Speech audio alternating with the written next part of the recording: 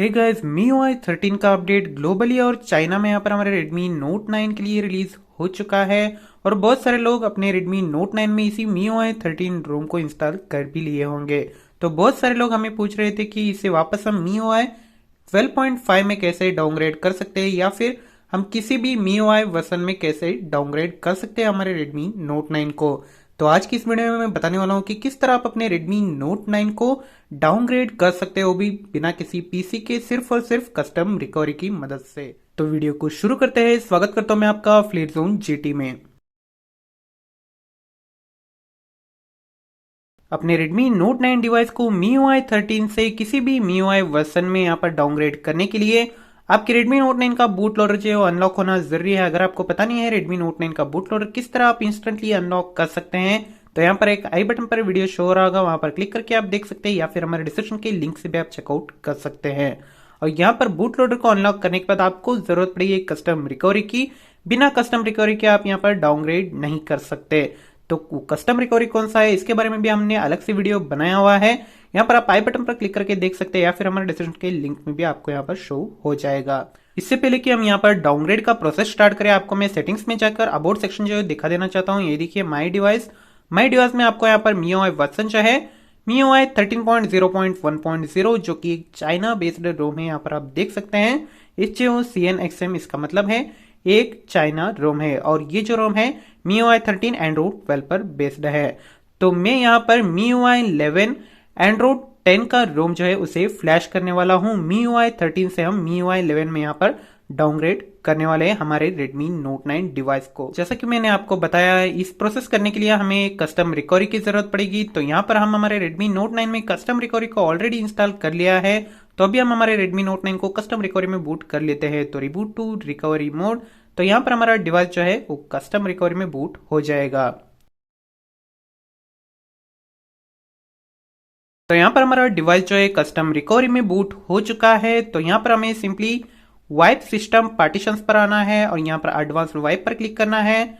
Dalvik 8 cache, data और cache, इन तीनों partition को आपको यहाँ पर सेलेक्ट करके स्वाइप टू वाइप कर देना है। तो ये तीनों पार्टीशन स्वाइप टू वाइप होने के बाद आपको यहाँ पर बैक आना है और यहाँ पर आपको MIUI 11 या फिर कोई भी किसी भी MIUI वर्जन में आप डाउनग्रेड होना चाहते हो, उस रिकवरी रोम का जिप फाइल जो है आपको यहाँ पर सेव करके रख लेना है अपने पेन ड्राइव में।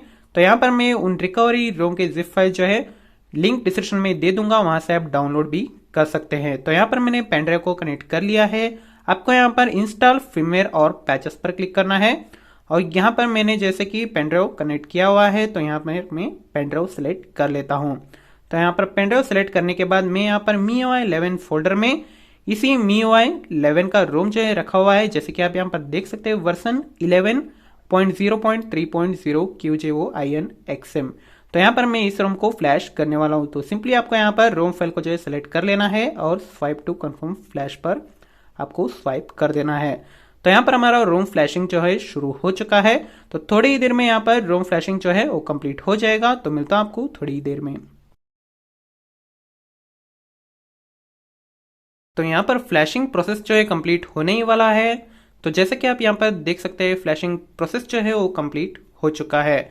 तो यहाँ पर आपको क्या करना है, सिंपली यहाँ पर अपने पेनड्राइव को अगर आपने कनेक्ट किया हो तो यहाँ पर रिमूव कर लीजिए। तो यहाँ पर पेनड्राइव को रिमूव करने के बाद आपको सिंपली यहाँ पर होम पेज पर आना है और यहाँ पर आपको वाइप सिस्टम पार्टीशन पर क्लिक करना है और फॉर्मेट डाटा पर क्लिक करना है। यहाँ पर आपको YES टाइप करके आपको यहाँ पर राइट बटन पर क्लिक कर देना है।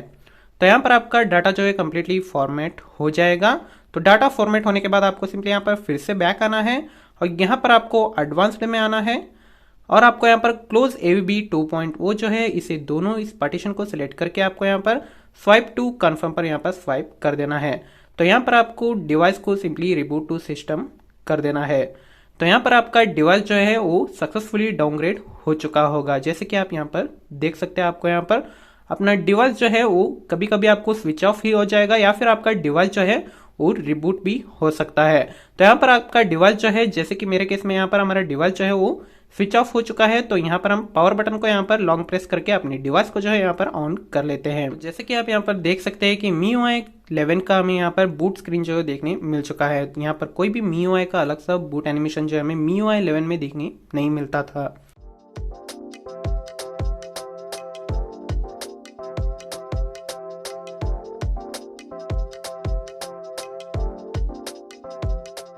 तो जैसे कि आप यहाँ पर देख सकते हैं MIUI 11 का हमें यहाँ पर सेटअप स्क्रीन जो है देखने मिल चुका है। इसका मतलब हमने सक्सेसफुली हमारे Redmi Note 9 को MIUI 13 से MIUI 11 में यहाँ पर डाउनग्रेड कर लिया है।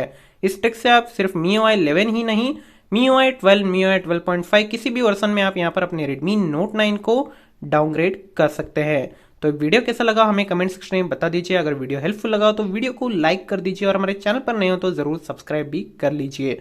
तो मिलता हूं आपको अगली वीडियो में, तब तक के लिए take care and bye bye.